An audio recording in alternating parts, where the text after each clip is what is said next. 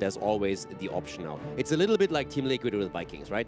It gives you a little bit of room in the draft, too, to try and manipulate the draft to look like you want to go towards Cho'Gall and then switch it up a little bit. You can maybe ban out a Malthael, suddenly get them to think about it. Even if it doesn't come out, once you've shown a pocket draft, your opponents are going to at least think about the possibility of it coming through, even if it doesn't happen. Well, Maya banned out from Method. Leftovers will respawn in kind with the Medivh. That's where we're going to see the alteration. Will Diablo be banned out on this battleground? Will Leftovers be able to grab it here? They've actually banned out the Jaina. Okay. Not quite what I expected here in terms of a ban. Maybe a little bit worried about another Garrosh setup with more burst damage on the side of Leftovers. Time will definitely tell. It's twice today they've banned Jaina, Game 1 and Game 3. In this one, I'm actually more surprised. White main banned out, leaving Diablo open. Okay, so in this case, we could now see a Diablo first pick for Method. Then again, they play a lot through Murden. That's Bad Benny's favorite hero by far. What are they thinking about it here? 2 main tanks are up. You could also move into a support and then grab the tanks later on and just take what's left over. And they decided to go that route, actually. It's straight into a Kayn. I mean, you immediately have a bunch of options here. You can go for Diablo, you can try and go Diablo Phoenix, for example. They played Phoenix twice now.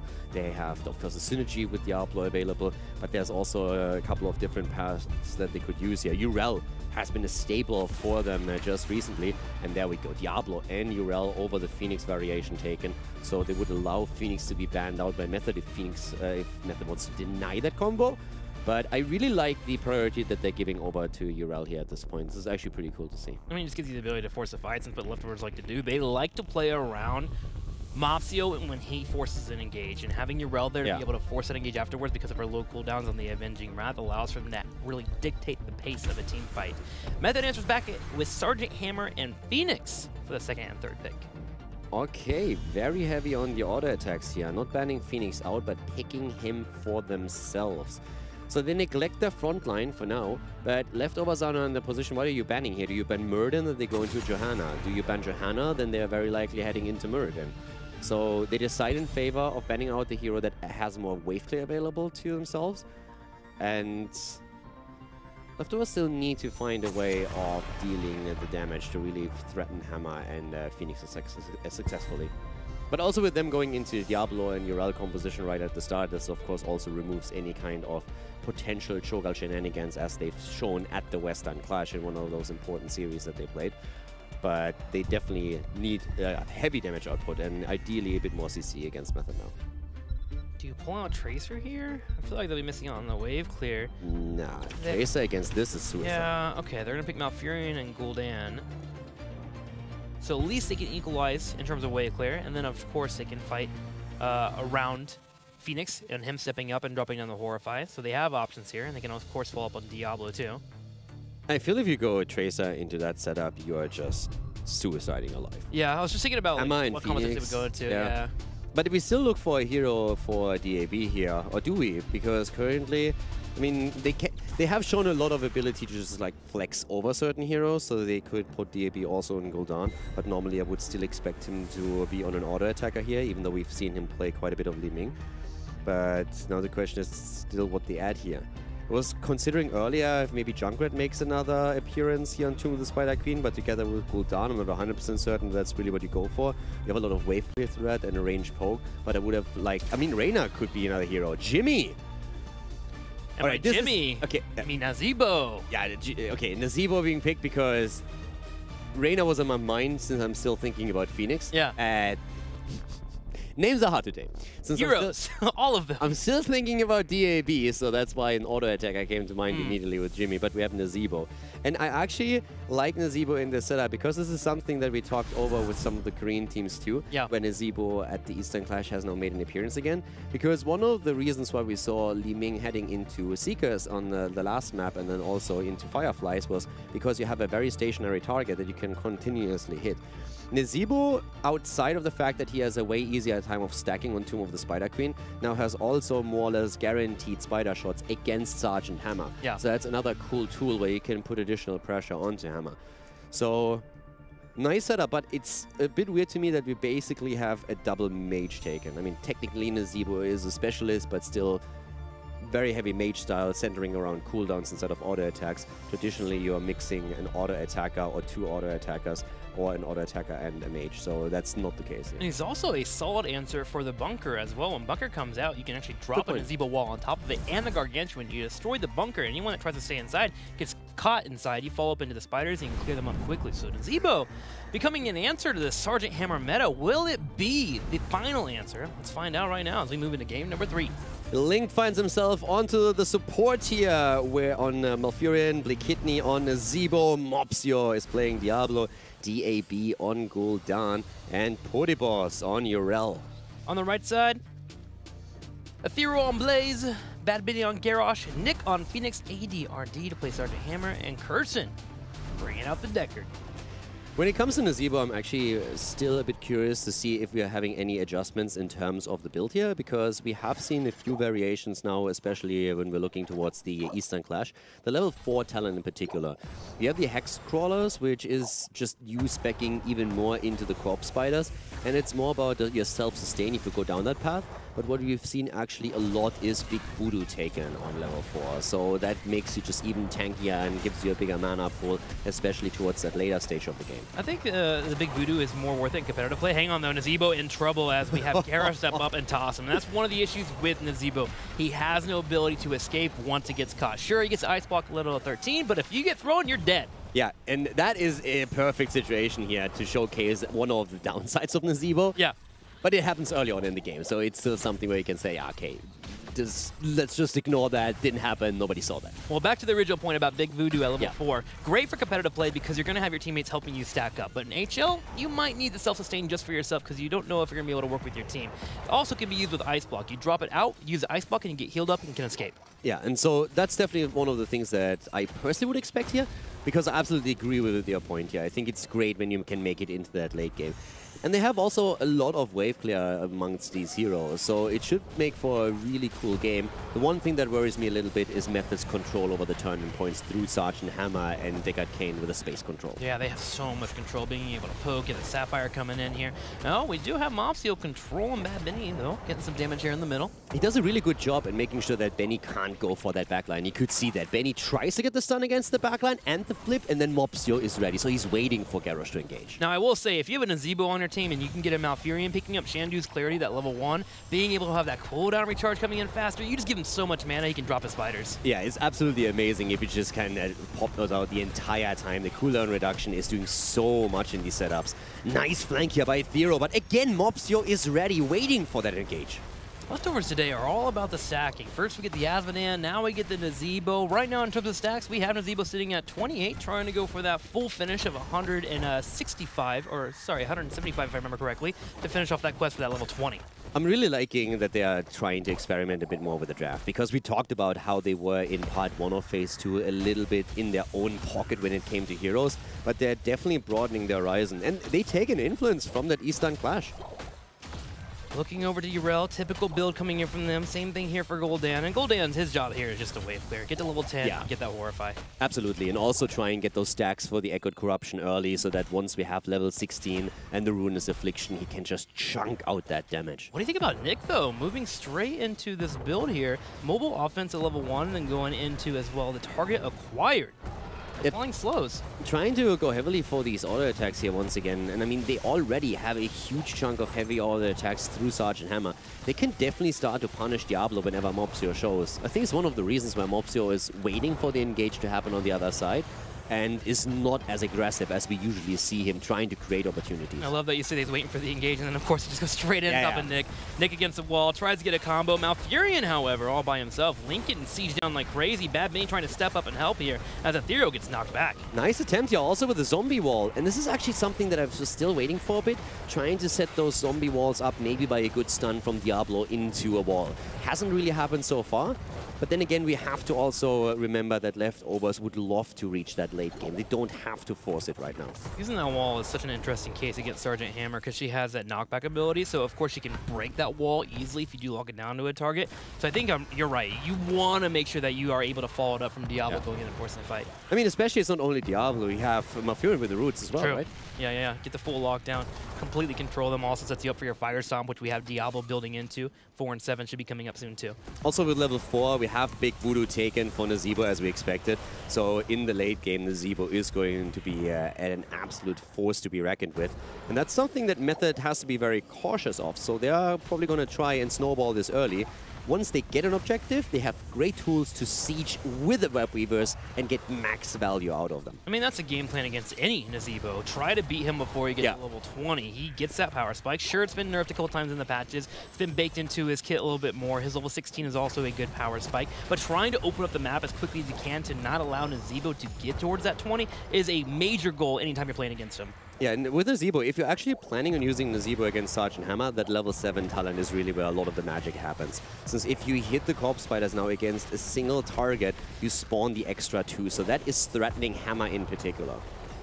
With 7 coming online as well, you're having some saves coming in with Garrosh being able to get into the fray. Mopsio goes for another combo on Aethero, but immediately Pyromania comes out. Mopsio's going for the body blocks. Beautiful body blocks here, but Aethero still able to move away. But that was a great idea here. Didn't quite work out for the leftovers. And to add insult to injury, we have now all of a sudden Nazeebo picked off at that top, and that is quite a few gems that they just lost. That's the risk you take when you're trying to stop a turn-in happening. You might get caught out when Nazeebo not having any mobility issues or abilities. We lose gems and a kill happens. A Method jumps up in experience and starts pushing. One of the things I really want to see is the Spirit of Annihilation taken together with Lightning Breath, because that slow in conjunction with the Spirit can really start to do a lot of work if you play your cards right and you get a good engage. You want the Ravenous Spirit over the Gargantuan? Yeah. I mean, I love Gary, don't get me wrong, but at the same time, we've seen at the Eastern Clash a lot of Ravenous Spirit being played. And I really feel that together with Lightning Breath, if you stack those two on top of each other and do it well, you should be able to get a massive amount of damage out. Yeah, and there isn't a major interrupt available for Method that doesn't require them getting into danger to stop that. Could see it work out for them. I just like Gargantuan because he can clear up that bunker. And it's kind of a forget and forgive, you know? You just throw it out, close out minions, and he can handle that front line. We'll see. I mean, the earlier 10 is hitting for Method. They are just... This is what we talked about a bit earlier. Once they get objectives, they have Hammer to siege into it. They have a lot of wave clear. They have Nick also with the auto attacks. And you can see how much they already get out of that first one. Not only do they have the entire level lead that will help them with level 10 in a second, but they also are nearly dropping the fort at the top lane. That fort should actually get cleaned up. No one's rotating up yet from leftovers. Who looks like they're going to take some time here with the minion wave coming in. A little bit of a note though, Nazeebo, 89 stacks so far. Yeah. Also with Nazeebo, while I still like the Ravenous Spirit, the one thing that they still have to go up against is Lornado. And so if they got Canis around, it might be a bit tricky for you to get that set up. But we've seen Ravenous Spirit several times at the Eastern Clash and even afterwards a bit. So I'm curious to see what the choice is going to be. For now, the choice for Nazeebo is going to be dying. Yeah. He has to choose which coffin he wants to be in. Hopefully it's a nice one made of oak. Sanded down. Now I'm trying to think about witch doctor burial rituals, and they're completely off track here. So yeah, that came a little bit out of left field.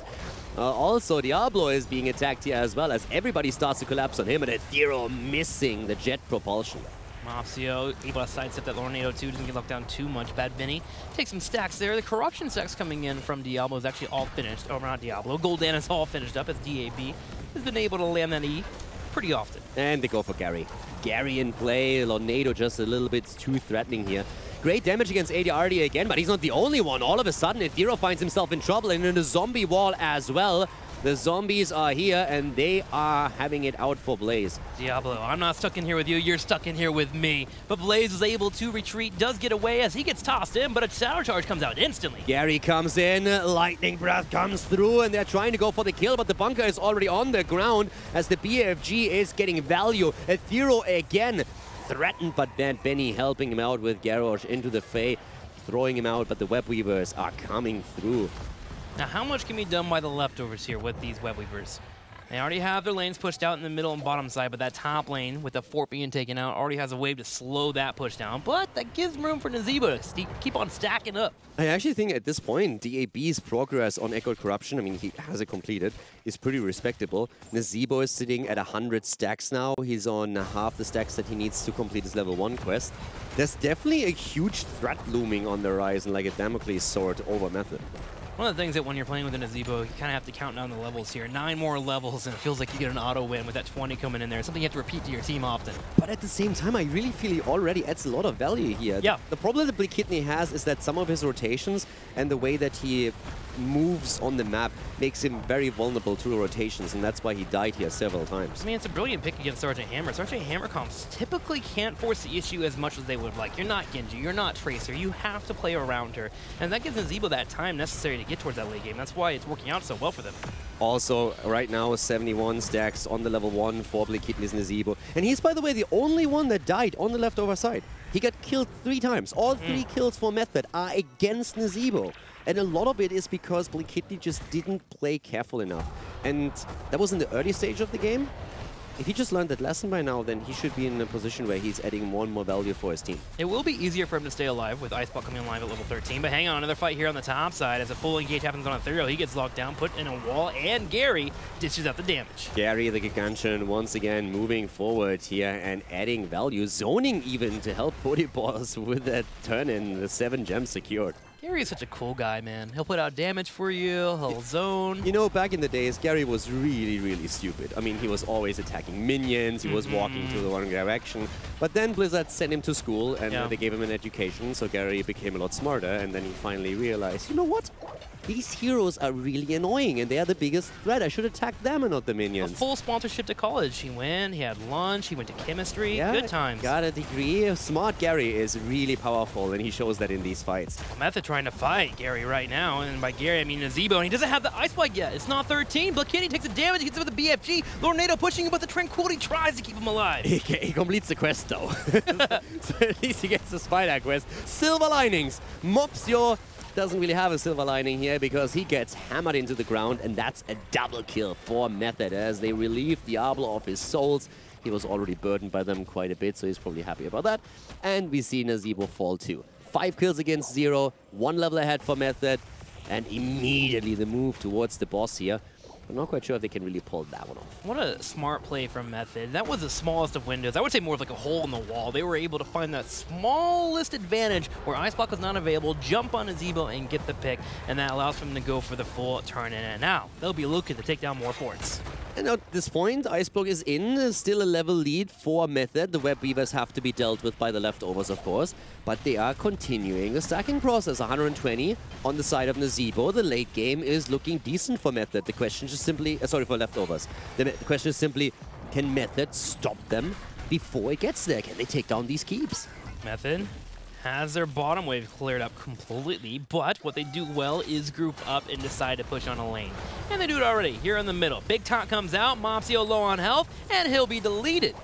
Mopsio is suffering because he doesn't have the souls. 10 at this point is just not enough. Blakitny attacked again, Salvo coming through, but not enough to secure a second kill for Team Method, as they at least get the fort in the mid lane and start their rotation towards the bottom to make it 2. The strength of that level 4 coming in line there for Urel, the Aids of Light, giving the armor right when the salvo comes in. Make sure his teammates don't get softened up too much so they can continue clearing up the waves, pushing in. Beautiful move here.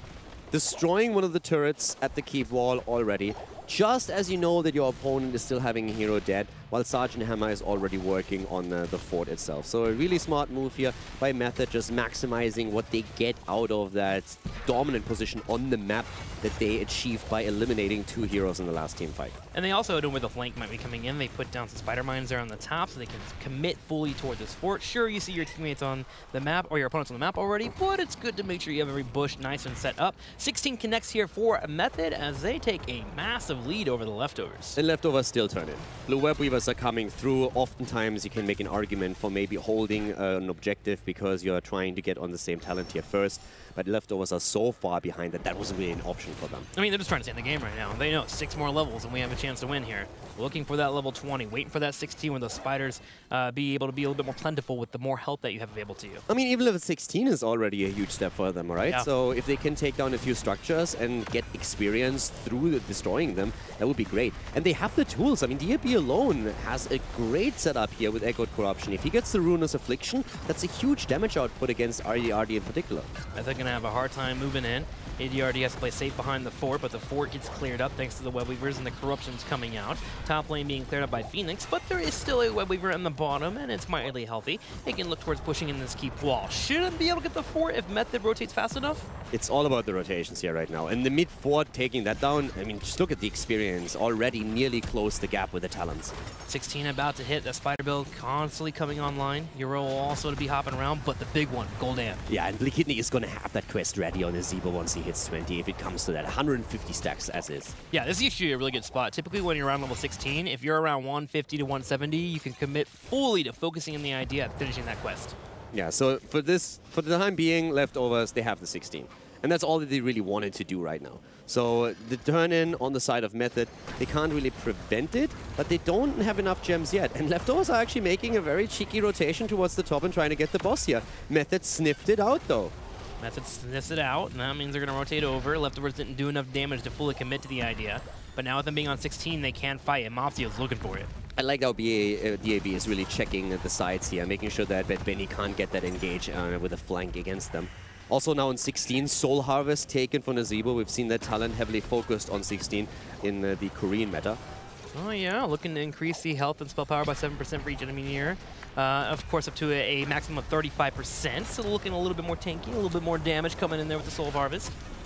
It's a great talent to take here, and Korea has really shown how in team fights that can make a huge difference of how you just like position yourself in the fight and also survival. Once again, Mopsio attacked here, 63 souls for him, so still not at full health. Tranquility comes out, keeps him alive. Horrify is coming in as well. They're going for Phoenix and he goes down. And here comes Gary too, slowing down Bad Benny. Boss jumps forward, here comes the wall and Bad Benny is trapped in. Boss tries to get the damage out, but here comes the Ardent Defender, Ethereal, turning around and applying damage too. And Ethereal is getting pushed back in as Boss allows them to get kill number 2. Blaze is down.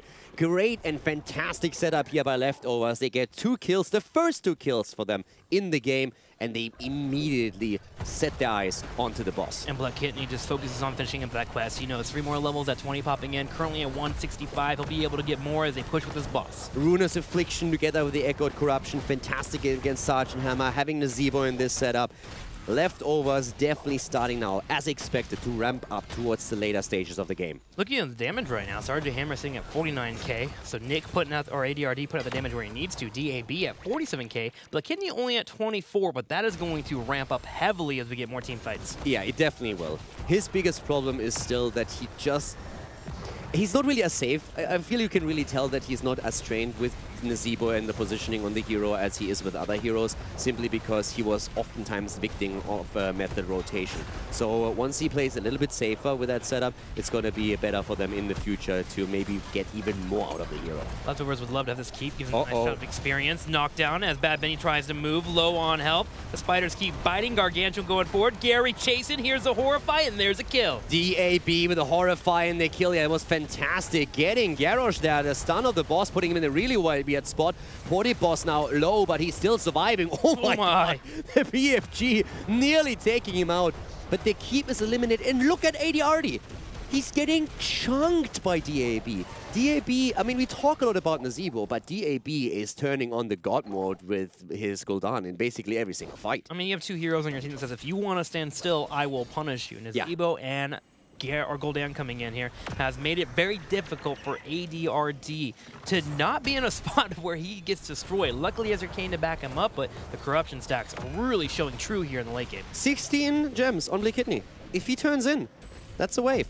And that, even if he doesn't take down a keep, it buys them the time towards level 20. And level 19, 1 more level away. Vile Infection comes online. And don't forget about the other level 20s as well. I mean, you look at Diablo, you look at Gul'dan, they're equally as terrifying. I was just to say, no guys, please forget about the other level 20s. There's only 1 level 20 on the Zebo. And then he continued with the other hero names. I'm like, all right, that makes more sense. To be fair, if you can't finish your quest, I don't know why you're picking a Zebo if you're not focusing on that, but if you can't, you can move into the level 20 Gargantuan adjustment if you need to. So don't forget about that, Caldor. Yeah, you can go for upgraded Gary. Yeah. For the Human Goid. But yeah, that's... there are other level 20s. Like, no, they're not. There's only one. I like the idea if you pick level 20, Gary, he goes from a college student fresh out of college to a guy that's been in the workforce for 20 years. He's experienced. He can lead a team. You go for Fury of the Storm. That's when your team rage quits. All right, let's not joke around anymore, okay? All right, Caldor, let's calm down. Yeah, 20 is nearly there, and that Vile Infection is going to do work. This is actually scary for Method. I mean, their early game was not as good as they were hoping for. It was strong, but it was not as powerful as you wanted to be against this setup. I like Leftovers drafting, I'm not gonna lie. The pick on Asmodan in game 1 was great too. It didn't work out, but the thought process was there. Now they pull a similar stunt here on Tomb of the Spider Queen with the late Nazebo pick, and 20 is ready for them. And they are already ahead. They are the team that have taken down the keep.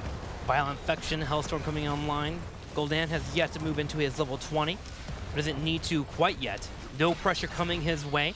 Webweaver sieging away as Diablo watches the side. It is difficult for Method to force this fight. And look at ADRD. One corruption, has to back up, tap it well, and hope Kirsten heals him. The damage out of DAB is just astonishing. 61,000 against heroes, 232,000 siege damage. He is chunking. That Echoed Corruption and the Ruinous Affliction are doing so much work. It is absolutely astonishing. And now we're having Nazebo with a completed level 20. And that is going to make him also a massive problem for Method. Method, they need some fantastic engage. They really need some setup where they find and engage through Garrosh, get the taunt, get the jet propulsion to follow up, and a quick kill. The problem is right now, how do you get that flank? They've tried with Lornado. Lornado's been the saving grace for them. They tried there to get on top of Mopsio, pull him into that choke, maybe pull him into the fight. I mean, do they have anything else? They don't have much else. I mean, you have Garrosh who can come in for a flank. You have Blaze that can hit up with the jet propulsion. A linear fight like this is a nightmare for Method. Yeah, they can't push into here. All they can do is just wave clear and hope they don't take too much damage. The Giants are being protected by leftovers. They're hoping to get some key damage there, or maybe get someone to overstep. And Nazebo is really racking out the numbers. Guys, when he had level 20 just completed, he was sitting on 30,000 damage. Now he's already at 40k. One spider there took Nick and his entire shields down and beat up into his health bar already. Just one cast of spiders. Yeah, and he's going to do that again. There comes the lockdown, the follow-up damage through those bad boys especially. But here's the Lornado. Is that the one? They're going for Diablo. Mopsio is low, and he actually goes down. Method found the kill. They found the kill, and the big salvo coming out, too. They jump straight to the Spell Knight Aura camp. They lock down Bad Benny. There's the wall to try and lock Bad Benny by himself, but Bad Benny, he keeps chasing. Blake Kidney actually missing the spiders there, starting to panic a little bit as the front line is gone. Diablo, of course, was at 100 souls and is now back to business, but he lost a lot of his tankiness. But Method definitely showcasing that with Kirsten on Deckard Cain, they still have tools how they can start these kill streaks. But they only got one kill there. The issue that we've been talking about the entire game is on full display. They can't chase well. They need Garrosh to somehow get onto a target, but if Leftover just kite him, what does he do? A lot of the kills in the early game from them, this is where 4 kills out of those 7 stem from, are rotations. We don't see rotations on lanes anymore where a hero is solo trying to get experience. We have 5-man versus 5-man right now, and that's something that Method doesn't feel comfortable in with this draft. Well, they will eke forward here. Slowly creeping forward. They eke and creep forward against spiders and frogs and poison. Sounds like a haunted house a little bit here. Yeah. Sergeant Hammer trying to get forward. I mean, it's still the Spider Queen, right? But the Red Web Weavers, they're going to come through here. The waves are the lanes are really just pushed out. So Method is going to have a bit of a tough time really getting value out of this. And again, the wave clear potential that we have from Leftovers is fantastic throughout Nazebo and Gul'dan. That's really one of the biggest strengths of this setup. I mean, Leftovers can just focus on one lane at a time here. Just make sure you don't get flanked. Watch the side bushes. You have Potty-Bus to do that. You have Diablo as well. And all they have to do is deal with the waves coming in first. You have a catapult lane on the top, which will slow down that initial push. Especially Blake Kidney needs to be careful. Like, one of the downsides of Nazebo when you make the level 20 choice into the spiders is that you don't go for a thing of the deep where you have the increased range, so you need to be a bit closer to the action.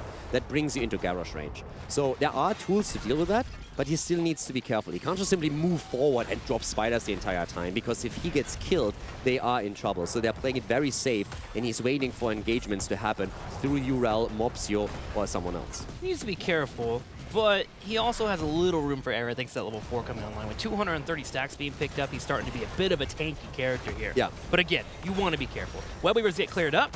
Method was able to push in a little bit here on the bottom, but Nazeeb was already working on that bottom lane. Now Leftovers can push Method back to start to clear up the Weavers in the top. And you just saw how easy the defense was for them here. Yep. Now they have to deal with Sergeant Hammer, of course. That's the problem. But here come the spiders, and I mean, the damage output on those things is just beastly. Especially even with Curson healing him up, that's another massive chunk of damage. Hey, he's at 50,000 damage now. Again, as level 20 came in, he was on 30k. He's doubled his damage just by hitting level 20. Mopsio comes in. Passed him off right there. Still low on souls and needs to be careful. Salvo comes out and Diablo is down. Bunker has 2 in it as Bad Betty comes out and threatens the idea of a toss. Yeah, here comes Boss. They still want the kill. They know they have the damage output through those cooldowns and they're going for Bad Benny. Not quite there yet, but at least a little bit more chunk damage through Gul'dan, who eliminates another wave. And the problem really for Leftovers is the boss at the top lane. If Method's able to sneak over to it and grab it, which they do have a 5v4 advantage right now, and no main tank available for the Leftovers, they'll be able to grab that boss. And also have catapult pressure coming in. Yeah, I mean, I still believe that they can defend against the boss. Yeah, they can. It's a late game boss, but with Nazeebo and Gul'dan, you should be able to deal with this, because I'm not sure if they can really do anything about the attempt to grab the boss by Method.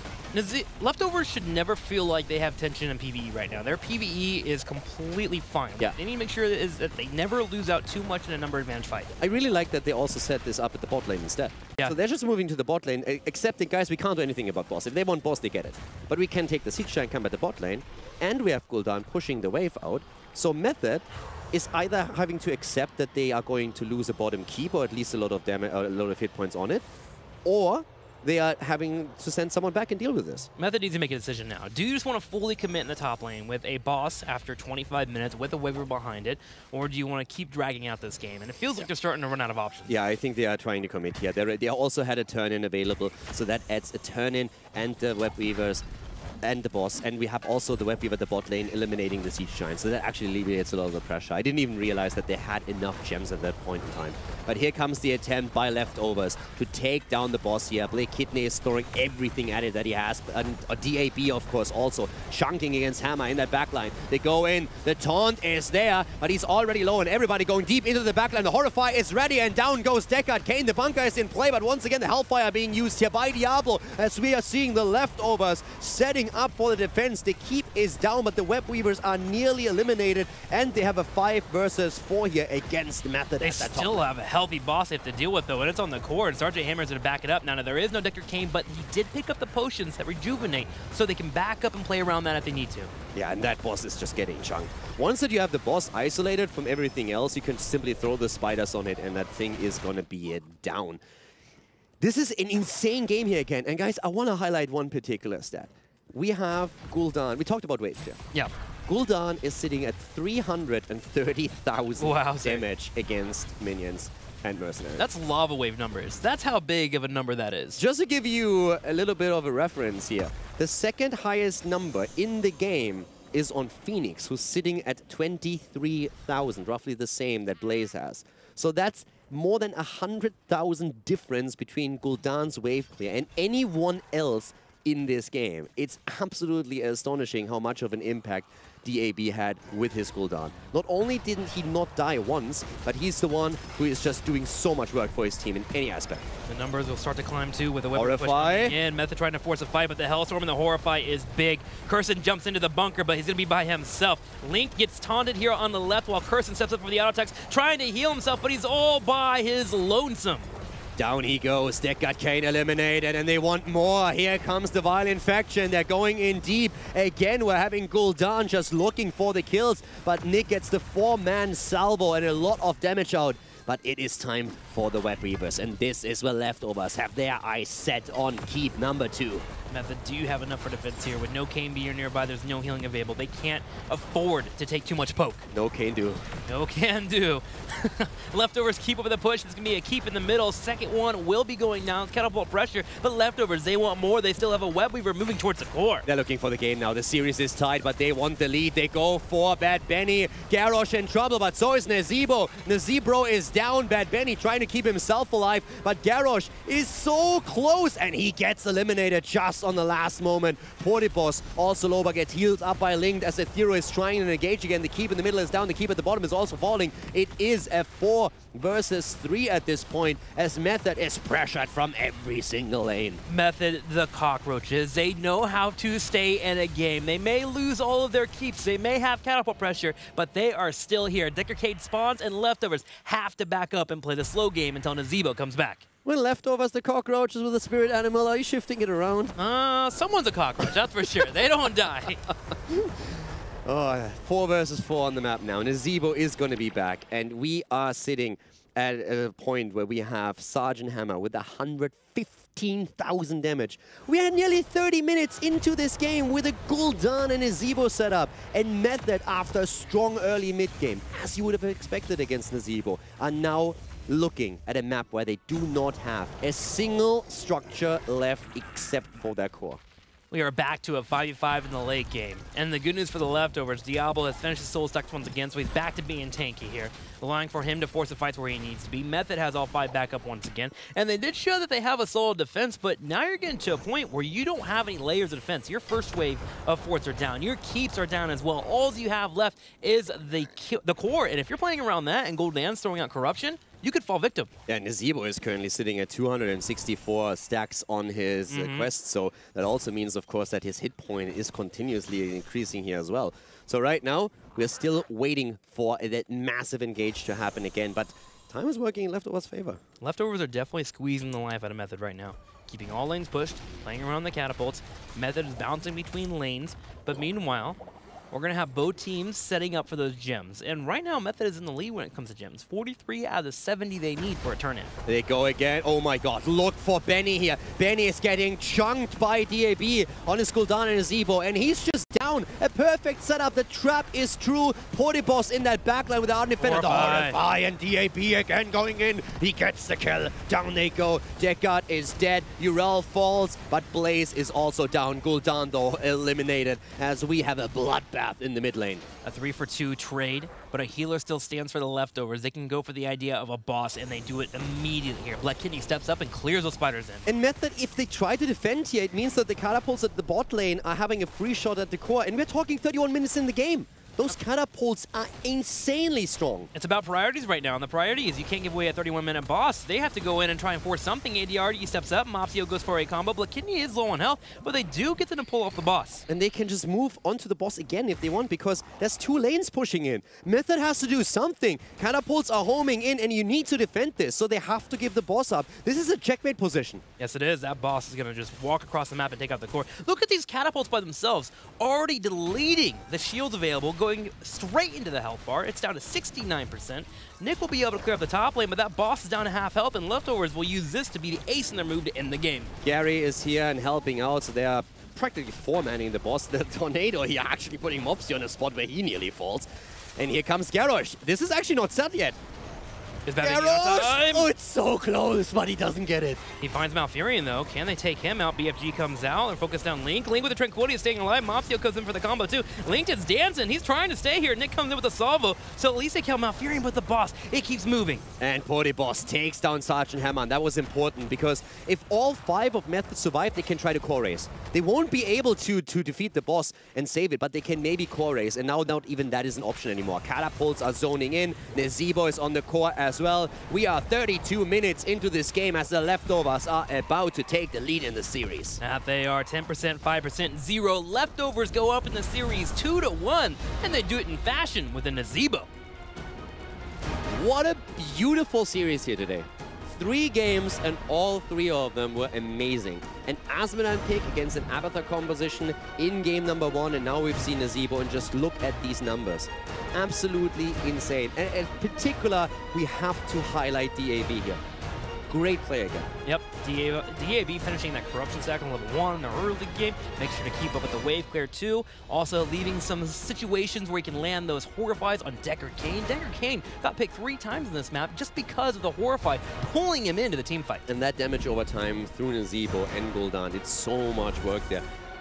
Against Garrosh, they basically one-shotted him. Once that Mopsio pushed him into the wall and stunned him out, you saw the spiders coming through, you saw immediately also Gul'dan dropping the damage there. And he never recovered from it. He tried to move out, gets taken apart, and then we have kills happening on both sides. But that's what started it all, that kill against Garrosh in that last and final fight. Yeah, you were getting to a situation where Method's like, okay, well, we have to win a team fight now or we lose the game. Yeah. Again, very similar to what we saw on BOE, where Bad Benny had to force a fight or the game was going to be over, because Leftovers are doing such a good job of playing around the map objectives, making sure to be in a spot where if your opponent makes a mistake, you can punish them heavily.